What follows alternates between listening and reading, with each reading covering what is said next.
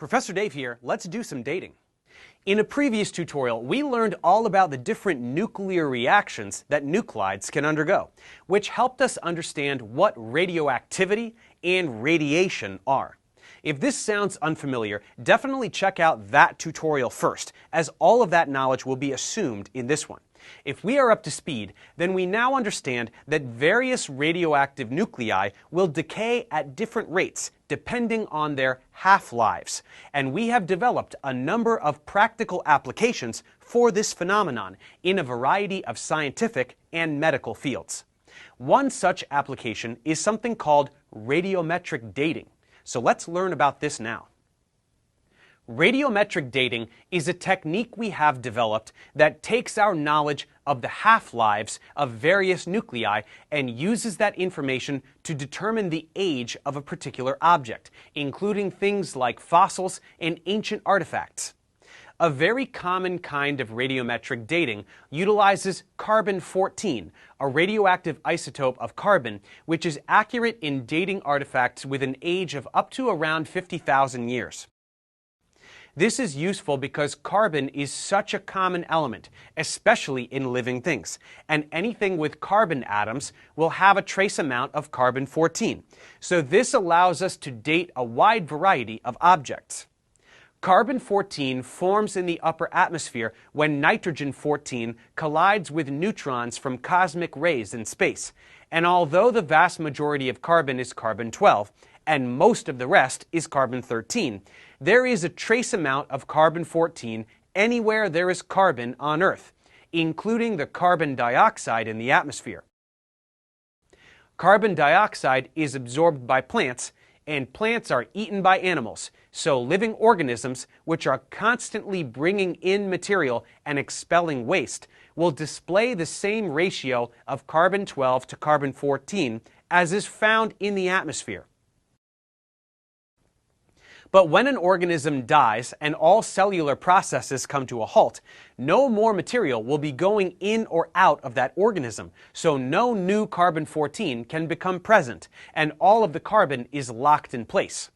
Carbon-14 will then undergo beta emission to become nitrogen-14 again, thus gradually decreasing the amount of carbon-14 in the organism.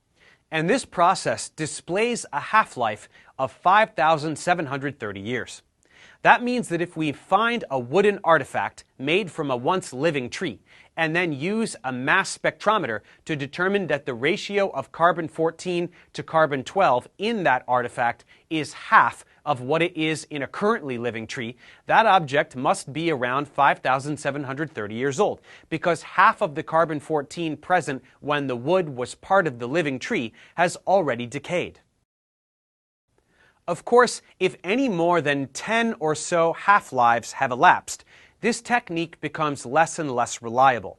However, there are many other radioactive nuclei that we can use that have totally different half-lives and thus allow us to date objects of a wide variety of ages. Potassium, argon, lead, these all have radioactive isotopes that can be examined if an object in question contains appreciable amounts of that element. And many of these allow us to date objects much older than 50,000 years. Uranium-238 is commonly used to determine the age of certain rocks, including the oldest rocks on Earth, since this particular nuclide has a half-life of 4.5 billion years. Uranium-238 undergoes a decay series to produce lead-206, so we simply measure the ratio of uranium-238 to lead-206 in a rock to get its age. There are those who question the accuracy of such methods, and indeed there must be confidence that an object has not had its levels of these nuclei altered over time somehow, in order to trust the results of these techniques. But scientists are not naive. They know how to be rigorously empirical. Precision is enhanced dramatically when measurements are taken using two completely different radioactive nuclei. For example, if uranium dating is used to find that a rock is 3.62 million years old, And then lead dating is used to find that the same rock is 3.56 million years old. It is extremely unlikely that the rock is not approximately that age, because these are totally disparate materials, and the agreement of these measurements corroborates the age of the rock. These are the kinds of methods we have used to determine the approximate age of the Earth, which is around 4.6 billion years old. This is a value that really puts our existence into perspective and truly demonstrates the power of science in helping us understand the universe. Thanks for watching.